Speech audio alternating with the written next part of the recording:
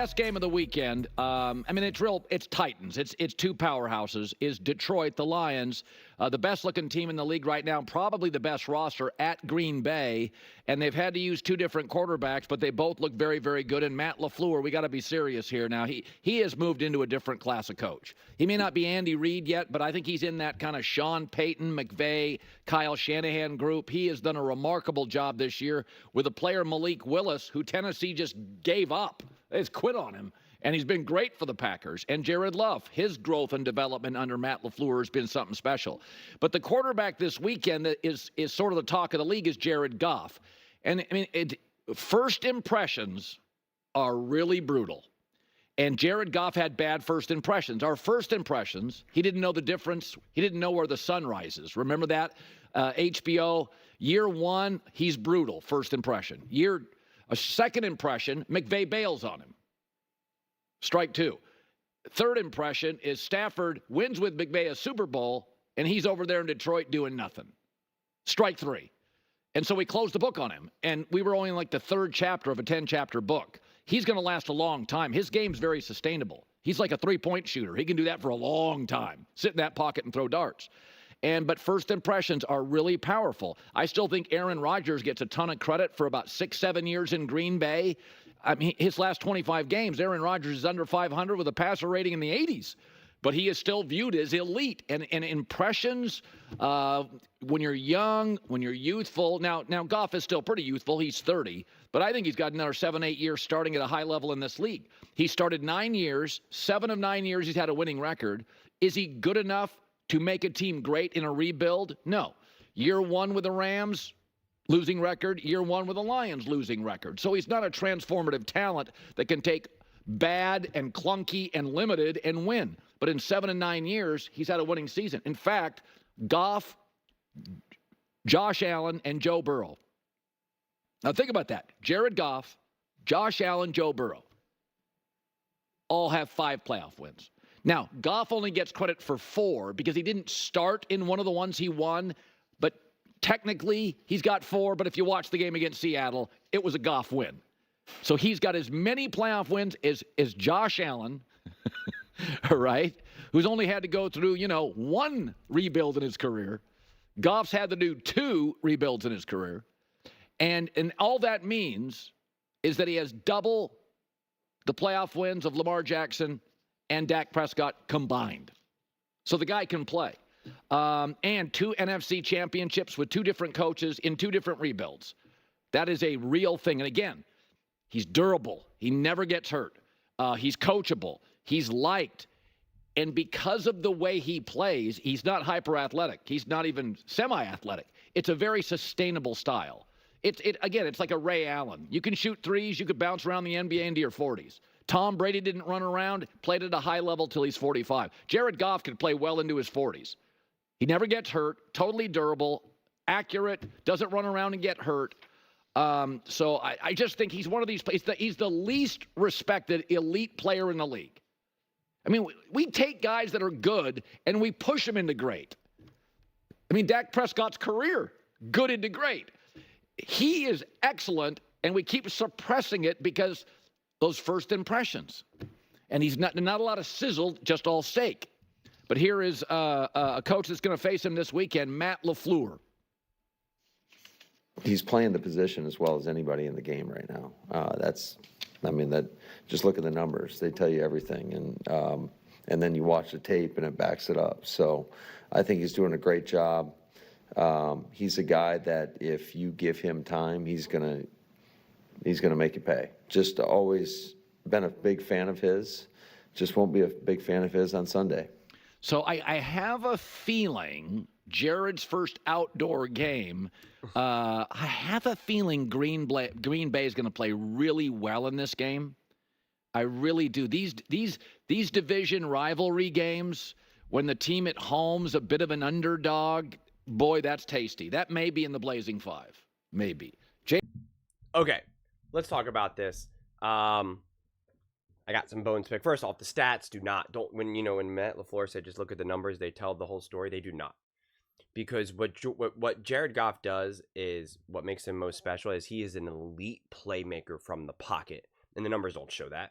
It's different. You can't see that in the numbers. You see that on film, which is why he did then follow up and say, look at the tape. But like then the numbers don't show his elite playmaking from the pocket. And that is something that people still struggle with so much to see, right? You still got people saying that that Dak Prescott is a better quarterback. I got ripped for saying that that Jared Goff is a better quarterback than Dak Prescott. And it's because, Dak is a little bit cooler. He like moves around. People think that just because you can kind of move around a little bit more and you look a little bit more athletic, it automatically means that you're just a better quarterback. Like it's just for me, it's just kind of it's a very old perspective at this point. But what Jared Goff does, let me say it again, he is an elite playmaker from the pocket. And it's a lost art form, and it's difficult for people to see. And it's difficult to see, honestly, when you're just watching on TV. Because if you're just watching on TV, you can't really see what the quarterback is doing. Sometimes it just looks like, oh, he threw it from a tight window, or oh, he threw to an open receiver. And it's so much more than that, right? It's making the right read at the right time and making the right throw at the right time. Great anticipation, rhythm and timing, looking off defenders. Like there's just so much more that goes into it. Moving within the pocket, right? Like there's just so much more that goes beyond that. If you are watching, it can look simple. Like that is what Jared Goff struggles with, right? He calls hike, he drops back, he goes through his progressions, and he throws the ball accurately, and it just looks like, well, it's easy. It's easy. You can plug and play any quarterback to do that. And in a lot of ways, it's some of the struggles that why a lot of people don't give credit to Brock Purdy as well. I really believe that if Tom Brady came into the NFL right now, people would say that he's kind of basic, right? Again, that's what they even said during his time. He's a system quarterback, right? It's like he's not that good. He's just a system quarterback, and this is the style of play that someone like Jared Goff, struggles with, public perception. In terms of that. And so to even ask the question, trust Goff to lead them to a Super Bowl, he did last year. It wasn't his fault that, he was good enough. You could trust him. He wasn't why they didn't make it to the Super Bowl. That wasn't on Jared Goff. He didn't do anything wrong. He led that team beautifully so. So, he's already proven that. And this idea that Matthew Stafford winning a Super Bowl is a strike against Goff, there's a couple things about that are really, really frustrating. One, Matthew Stafford is also elite. Matthew Stafford is truly elite, truly a great quarterback. Make no mistake about it. None. As Lions fans should know, quite frankly.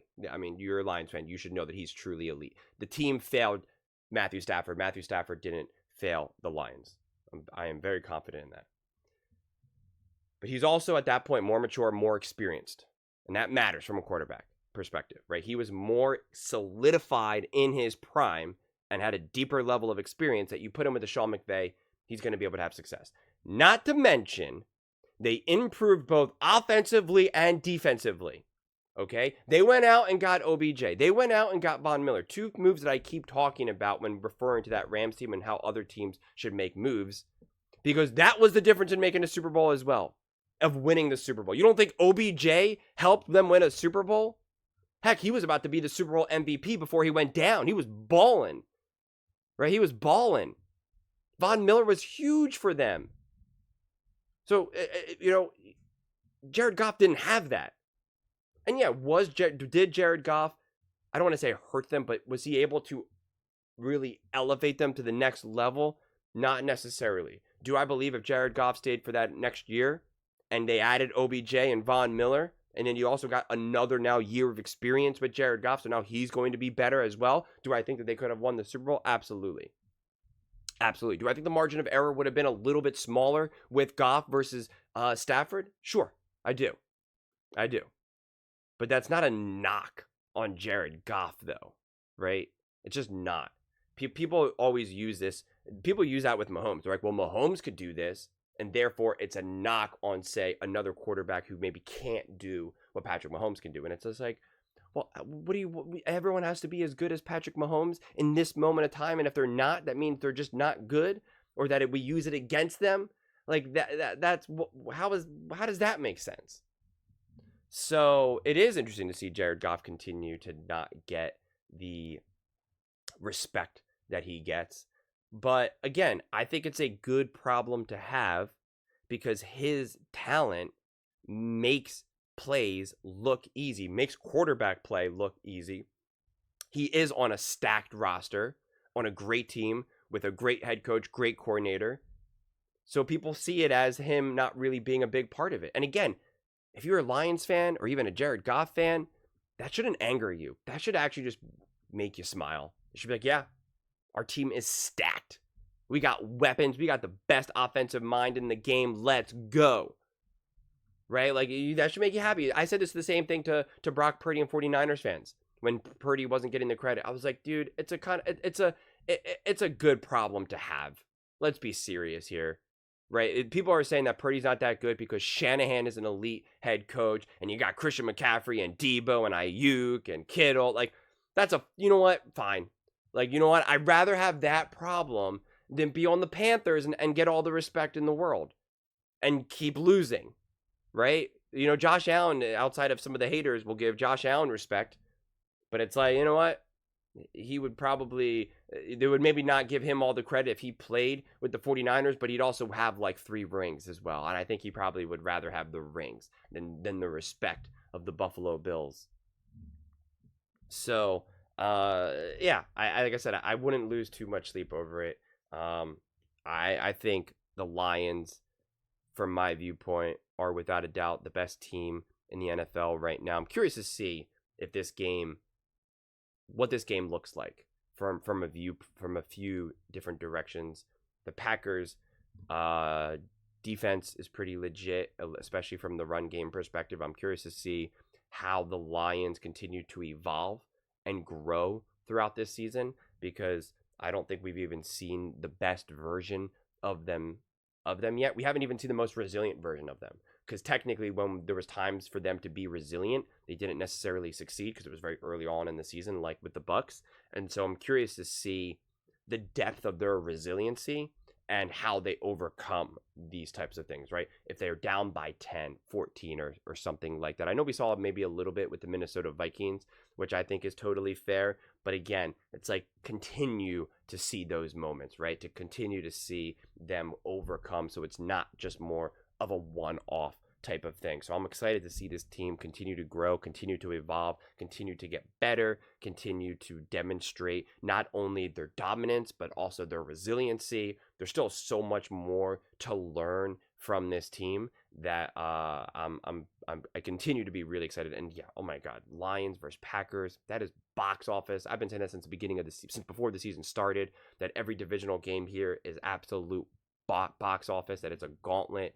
And this is a game that I have absolutely been waiting for, for months and months and months. So I cannot wait for this one. But those are just my thoughts. I'd absolutely love to hear yours. What do you guys all think about Jared Goff, the Detroit Lions? Do you think he can lead the Lions to a Super Bowl?